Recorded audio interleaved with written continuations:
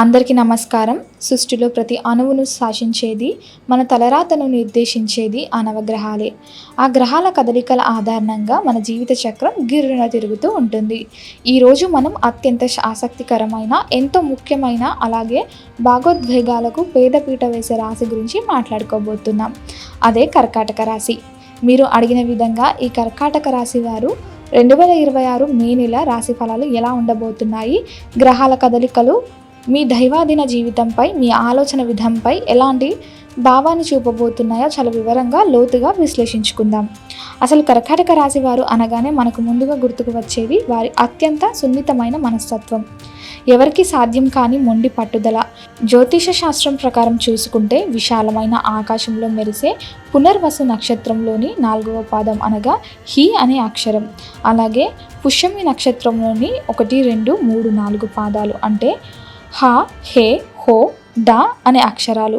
ఇక ఆశ్లేష నక్షత్రంలోని 1, 2, 3, 4 పాదాలు అనగా డి, డు, డే, డో అనే అక్షరాలతో పేర్లు మొదలయ్యే వారంతా ఈ అద్భుతమైన కర్కాటక రాశి కిందికే వస్తారు. మీ పేరులో మొదటి అక్షరం ఈ అక్షరాలతో ఒకటి అయితే ఖచ్చితంగా మీది కర్కాటక రాశిని మీరు ఎంతో గౌరవంగా నిర్ధారించుకోవచ్చు. ఇక అసలు విషయానికి వచ్చేద్దాం. 2026 మే నెలలో కర్కాటక రాశి వారి పరిస్థితులు ఎలా ఉండబోతున్నాయి, బలనీయమైన గ్రహాలు మీకు ఎలాంటి ఫలితాలను ఇవ్వబోతున్నాయి అనేది ఇప్పుడు ఎంతో ఉత్కంఠభరితంగా తెలుసుకుందాం.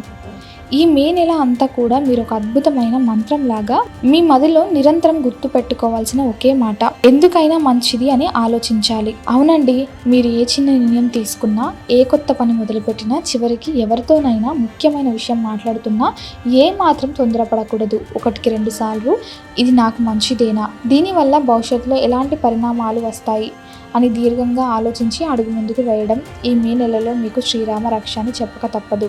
మీరు అనుకున్న కార్యాలను తనిపెట్టిన పనులలో ఎంతో పట్టుదలతో సాధిస్తారనడంలో ఎలాంటి సందేహము లేదు.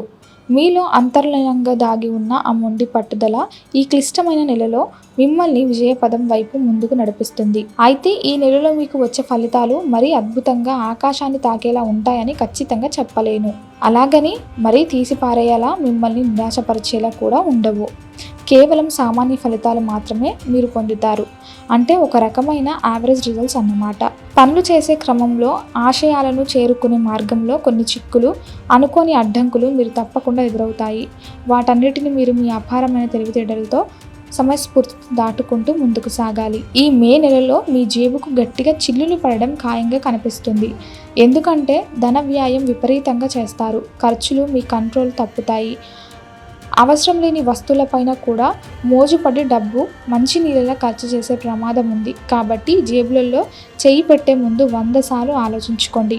పొదుపు పాటించడం ఈ నెలలో మీకు అత్యంత అవసరం. ఇక దూర ప్రయాణాలు చేసే ఆలోచన ఉంటే మాత్రం అత్యంత జాగ్రత్తగా ఉండాలి. ప్రయాణాలలో వాస్తు భద్రత, వాహన ప్రమాదాల పట్ల అప్రమత్త అవసరం. పనుల్లో ఒత్తిడి వలనో, మరే ఇతర కారణాల వలనో అకార భోజనం చేయడం జరుగుతుంది. అంటే టైంకి తినకుండా మీ శరీరాన్ని, మీ జీర్ణ వ్యవస్థను మీరే ఇబ్బంది పెట్టుకుంటారు. ఇది ఏమాత్రం మంచి పద్ధతి కాదు. ఆరోగ్యం మహాభాగ్యం అన్నారు పెద్దలు. కాబట్టి పనులు ఎన్ని ఉన్నా సమయానికి భోజనం చేయడం, తగినంత నిద్రపోవడం ఎంతో ముఖ్యం. అలాగే ఈ నెలలో రాజకీయ కార్యకలాపాలలో మీరు అత్యంత చురుకుగా పాల్గొనడం కానీ, వాటికి సంబంధించిన పనులతో తలపడడం కానీ జరుగుతాయి. సమాజంలో మీకంటూ ఒక గుర్తింపు కోసం మీరు చేసే ప్రయత్నాలు ఈ సమయంలో కాస్త ఒత్తిడిని పెంచుతాయి. ఒక పక్క ఆర్థిక ఇబ్బందులు మిమ్మల్ని ఉక్కిరిబిక్కిరి చేస్తూనే ఉంటాయి. డబ్బుల కోసం విపరీతమైన టెన్షన్ పడతారు. ఇక్కడ మనం ఒక ముఖ్యమైన విషయాన్ని ఖచ్చితంగా మాట్లాడుకోవాలి. అదేంటంటే అమావాస్య తర్వాత మీ పరిస్థితులలో ఒక స్పష్టమైన సానుకూలమైన మార్పు రాబోతుంది.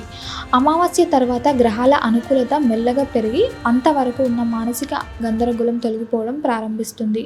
ఆగిపోయిన పనులు మళ్ళీ ఊపందుకుంటాయి. అమావాస్య తర్వాత మీ ఆలోచన విధానంలో ఒక గొప్ప స్థిరత్వం వస్తుంది. ఇది మీ వ్యాపార, ఉద్యోగ రంగాలలో మీకు ఎంతో మేలు చేస్తుంది. ఇక ఇక్కడ ఒక మ్యాజిక్ లాంటి అద్భుతం కూడా జరుగుతుంది. మీకు అప్పుల బాధలు, ఆర్థిక ఇబ్బందులు తీవ్రంగా ఉన్నప్పటికీ ఏ సమయానికి మీకు ఎంత డబ్బు కావాలో ఆ సమయానికి కరెక్ట్గా ఎక్కడి నుంచి ఒక చోట నుండి ఎవరో దారినో మీ చేతికి ఆశించినంత డబ్బు అందుతుంది.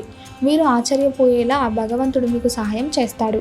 ఇది నిజంగా మీకు ఈ మే నెలలో దొరికే అతిపెద్ద రిలీఫ్ అని గంటపదంగా చెప్పవచ్చు. ఇన్ని ఒత్తిడులు, పరుగులు, రాజకీయ ప్రయాణాల మధ్య మీరు కోల్పోయేది ఒకటే, అదే మీ మానసిక శాంతి. అందుకే ఈ మే నెలలో మీకు శాంతి చాలా అవసరం. కాస్త ప్రశాంతంగా ఉండడానికి, ధ్యానం చేయడానికి, కుటుంబ సభ్యులతో గడపడానికి ప్రయత్నించండి. ఈ ఫలితాలన్నీ గోచార గ్రహాల స్థితిగతులను అనుసరించి రాసినవి కాబట్టి వీటిని 100% ప్రామాణికంగా తీసుకోకూడదు అని కూడా నేను దయచేసి గమనించగలరు. మీ వ్యక్తిగత జాతకంలోని దశ అంతర్దశాల ప్రభావం కూడా మీ జీవితంపై ఉంటుంది. ఇక ఇన్ని చిక్కులు, అడ్డంకులు, సమస్యలు ఉన్నప్పుడు వాటిని సులువుగా దాటుకోవడానికి మన సనాతన జ్యోతిష శాస్త్రం ఎన్నో అద్భుతమైన, శక్తివంతమైన పరిహారాలను కూడా సూచిస్తుంది. వాటిని ఈ మే నెలలో అత్యంత భక్తి శ్రద్ధలతో పాటించడం వల్ల మీరు ఖచ్చితంగా గ్రహదోషాలను నిర్వహించుకొని మంచి ఫలితాలు రాబట్టుకోవచ్చు.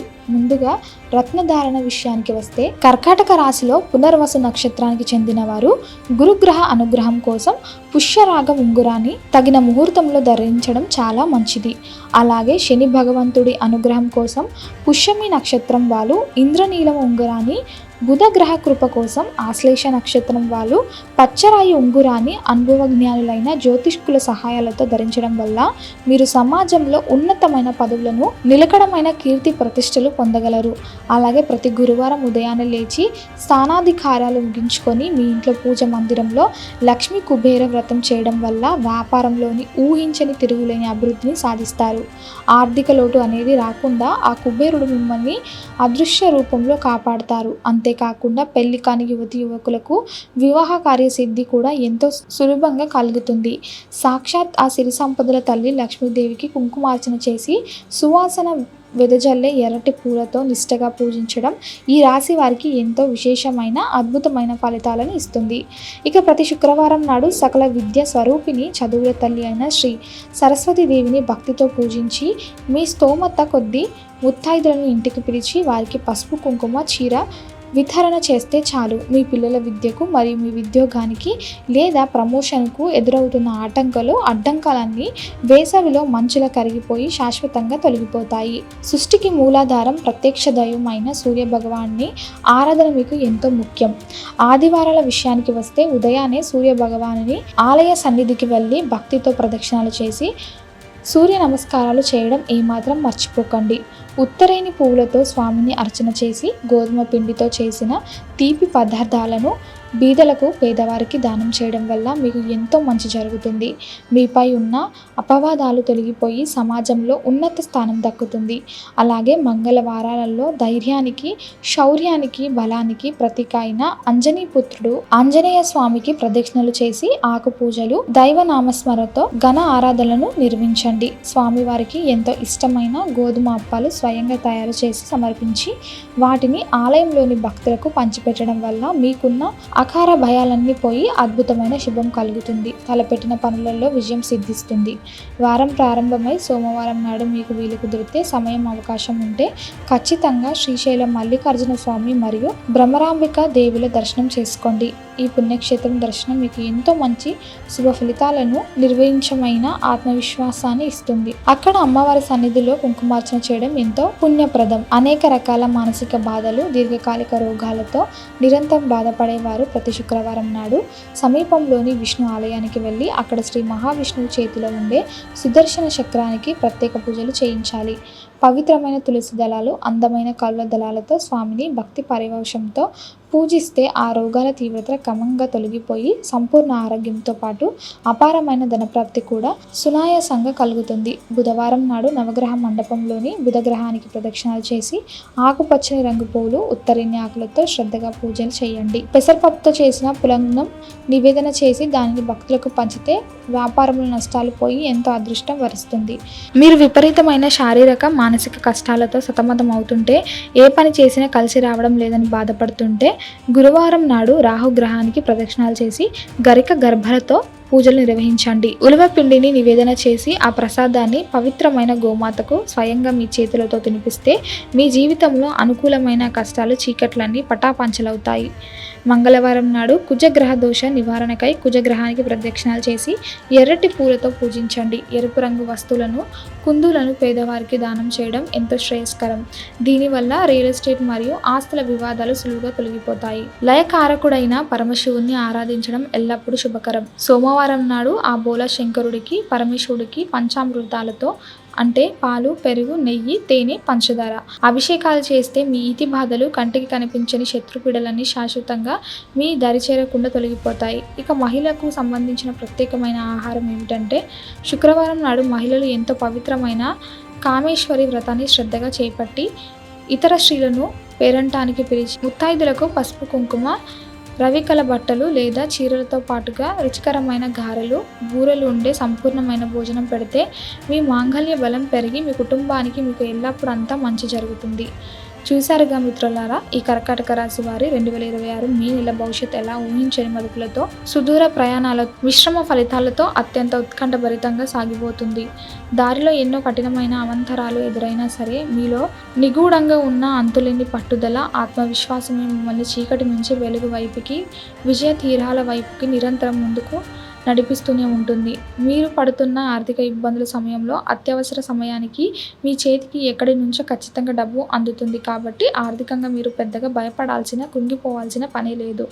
ఆ భగవంతుడు మీకు ఏదో ఒక రూపంలో సాయం అందిస్తాడు. కానీ ఇన్ని పరుగుల మధ్య మీ ఆరోగ్యానికి, ముఖ్యంగా ఖచ్చితమైన సమయానికి భోజనం చేయడానికి అత్యధిక ప్రాధాన్యత ఇవ్వండి. ఆరోగ్యం పాడైతే మనం సాధించేది ఏమీ ఉండదు కదా. ఏవైనా ప్రతికూల గ్రహాల దోషాలు ఉంటే వాటిని పోగొట్టుకోవడానికి నేను పైన సవివరంగా చెప్పిన పరిహారాలు, పూజలు, దానాలు పూర్తి నమ్మకంతో, భక్తి శ్రద్ధలతో క్రమం తప్పకుండా చేసుకోండి. ఆ దైవ కృపతో మీకు సకల శుభాలు కలుగుతాయి. ఈ మే నెల మీకు ఎన్నో అద్భుత విజయాలను, మానసిక ప్రశాంతతను అందించాలని మనస్ఫూర్తిగా కోరుకుంటూ మీ జెమిని సెలవు తీసుకుంటున్నాను. సర్వే జన సుఖినో భవంతు.